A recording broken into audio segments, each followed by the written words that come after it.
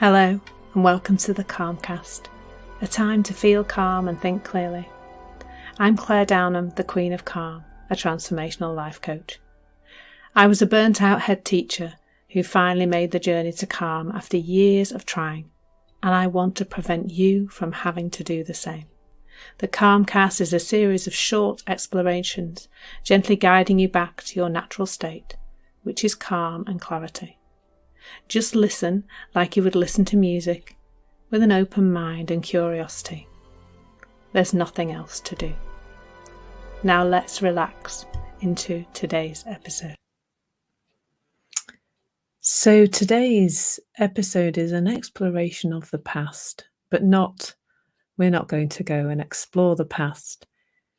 It's an exploration of the concept of the past and how it is pointed to as a way to resolve our present moment experience. There's a really strong message, isn't there, that we could perhaps resolve how we're feeling right now, or how we're behaving, or how we're thinking by going into the past and resolving something that exists there, reframing it or working through it in some way, or forcing ourselves to let it go. And I had a lengthy personal journey with that kind of exploration. My story was around motivation for a long time, that I had this unreasonable expectation that I would be motivated all the time, which is not actually a human thing, believe it or not. If you've bought into that story, you perhaps find that difficult to believe, but we're not supposed to be motivated all the time. But somewhere along the line, I picked up that idea, that thought that I should be motivated all the time. And as a result of that, I was seeking the source of not being motivated, or the source of procrastination in my past. And that involved going into therapeutic conversations and hypnosis and inner child work and all sorts of things, where I would go in an attempt to find the reason why I behaved a certain way in the present moment. And that involved looking at memories that I don't even know are true. In fact, I had one memory come up that absolutely could not have been true, because it involved an image of somebody who had died before another person was born. So it couldn't have happened. It just couldn't have happened. So that is really, really interesting that I created this memory. And I think it goes back to this meaning-making machine that we are, is that if somebody is saying to us, somewhere in the past you will find the reason why you are not okay now, then our brains will desperately try and make that true, to the point of making up memories, because the memory that I recalled absolutely could not have been true, because the two people were not alive at the same time, the two people in the memory. So that's a really interesting thing to consider, isn't it? The story that we're told is that this stuff in our past, this trauma, which I'm going to put in inverted commas, this trauma in our past has somehow scarred us internally. And the only way to get past it is to go back and experience it again, or work through it in some way, or pillow beat it out of ourselves, or force ourselves to change our relationship with it in a really sometimes quite uncomfortable and painful way. The thing is, if you feel something, whatever you're feeling and whenever you're feeling it, if you're feeling an emotion, you're always feeling thought in the moment. So when you consider that in the context of the past, then if you think about a bad thing that happened to you in the past, a thing that you don't like, then you will feel that thing. you will feel the thoughts you're having about that horrible experience. If you think about something that at the time was unpleasant, perhaps traumatic, then you will feel the unpleasant feelings of thinking about that thing.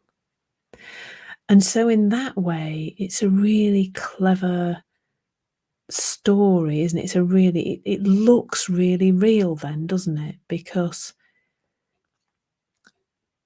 if we're feeling a horrible feeling when we think about the past, it's really easy to believe that that past thing has somehow damaged us, that it's somehow still trapped inside us in some way. But I absolutely guarantee if you never thought about that thing again, you would never feel it again. And I know it looks like for me, it looked like I have to find the source of this procrastination, this lack of motivation. I have to find the source of it because if I don't, I'm going to carry on behaving this way forever and ever. And I don't think I ever did get to the source because I truly believe we can't know which little microcosm of our memories or the events that have happened to us over many, many years can be the one thing. I mean, that's what it felt like, trying to find the root cause of what was going on for me, that my procrastination or lack of motivation. That at some point, if I dug hard enough, I would find this one little memory, and that would be the source of it.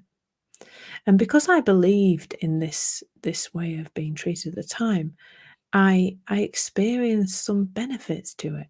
I experienced feeling a little lighter, feeling like I'd kind of overcome something, but it would never ever last. It would last a little while I was in this phase, I suppose, of believing that it could help me, and then it would kind of fizzle out, and I'd go back to being exactly as I was before.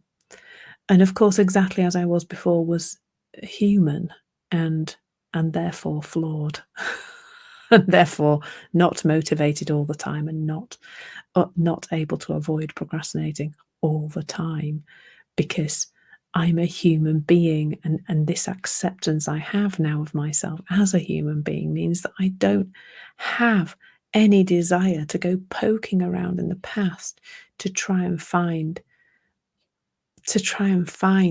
the answers to how I am today. How I am today is because that's how I'm thinking and feeling today.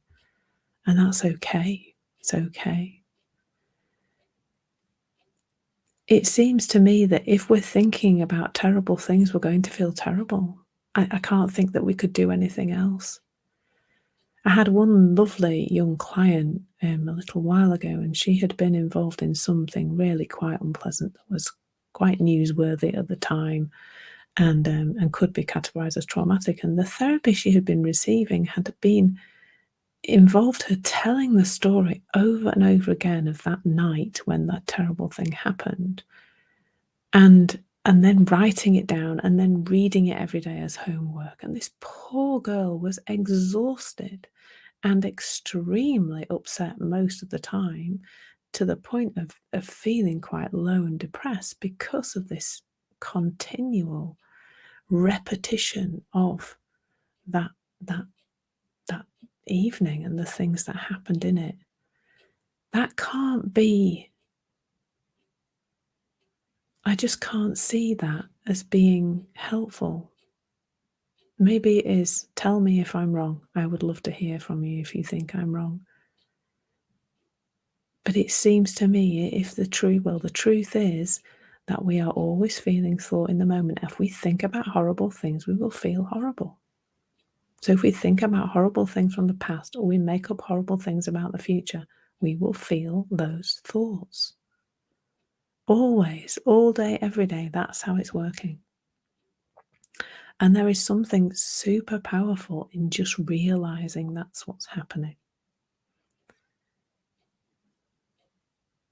Going into the past and feeling uncomfortable is not a sign that the past has hurt you.